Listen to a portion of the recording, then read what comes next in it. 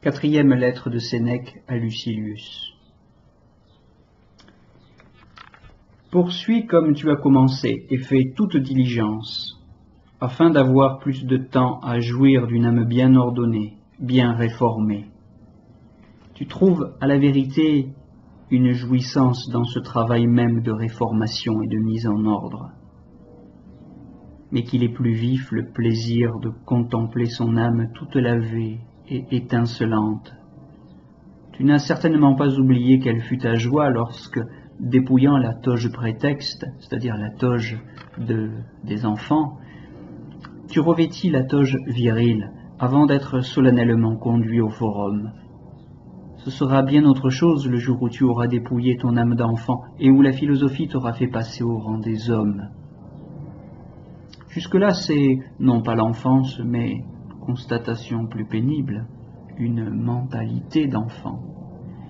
Et ce qui aggrave notre cas, c'est que, si nous avons l'autorité de la vieillesse, nous montrons les défauts de l'enfance et du premier âge. L'enfance effraie de peu de choses, le tout petit de ce qui n'est point. Nous faisons comme l'un et comme l'autre. Avance d'un pas, et tu comprendras cette vérité. La terreur qu'éveillent certains objets doit précisément diminuer nos appréhensions à leur endroit. Un mal n'est jamais grand qui marque la fin de tous les autres. La mort vient à toi. Tu devrais la craindre si elle pouvait séjourner avec toi. Mais de deux choses l'une, ou elle ne te touchera pas, ou elle ne fera que traverser. Il est difficile, diras-tu, d'amener âme vivante à mépriser la vie. Ne vois-tu pas quels misérables mobiles la font mépriser? Un amant se pond à la porte de sa maîtresse, un serviteur se jette du haut de son toit pour ne plus entendre les gronderies de son maître, un esclave fugitif, pour ne pas être repris, s'enfonce une épée dans le ventre.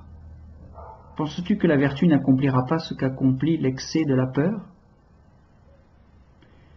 Celui-là se rend impossible la vie tranquille, qui cherche trop à continuer de vivre, qui considère comme un bien essentiel de compter à son actif une longue série d'années. Réfléchis journellement aux moyens d'abandonner paisiblement cette vie à laquelle bien des hommes s'attachent et se retiennent, comme ceux qu'un torrent emporte s'accrochent aux ronces et aux rocailles. L'humanité en général flotte misérablement entre la crainte de la mort et les afflictions de la vie.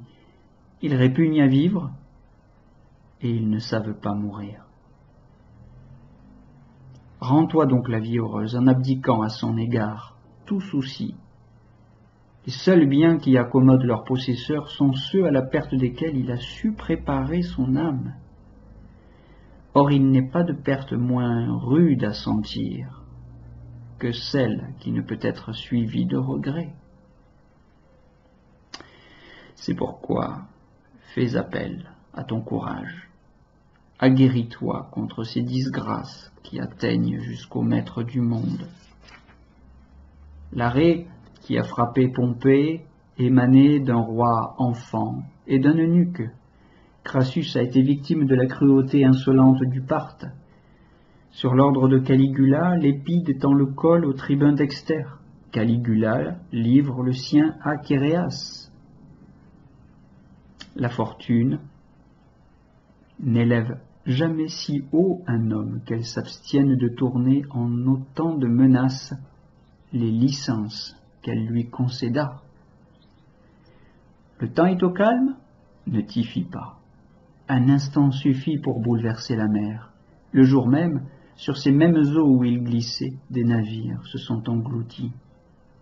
Dis-toi qu'un bandit, qu'un soldat ennemi peut te mettre le glaive sur la gorge.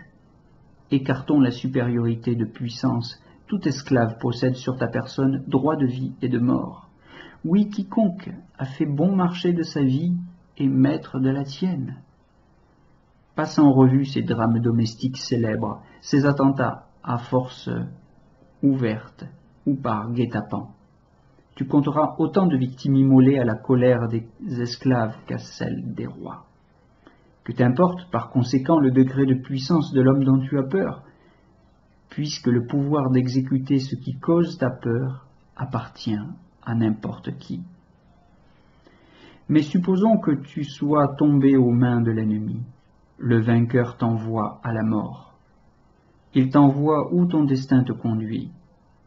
Pourquoi t'abuses-tu toi-même?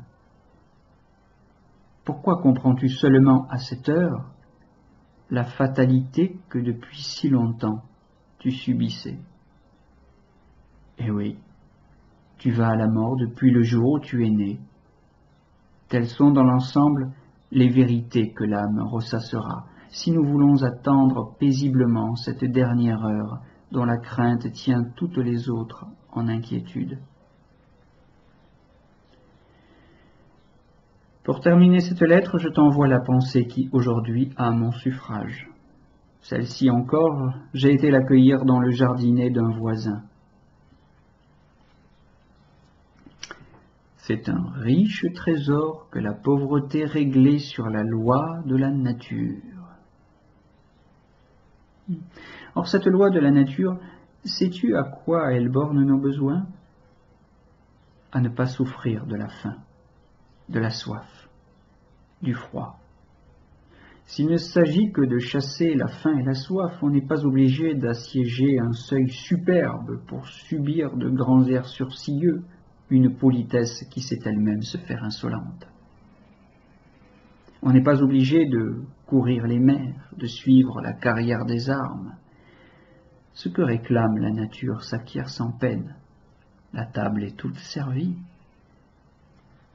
On s'épuise pour le superflu.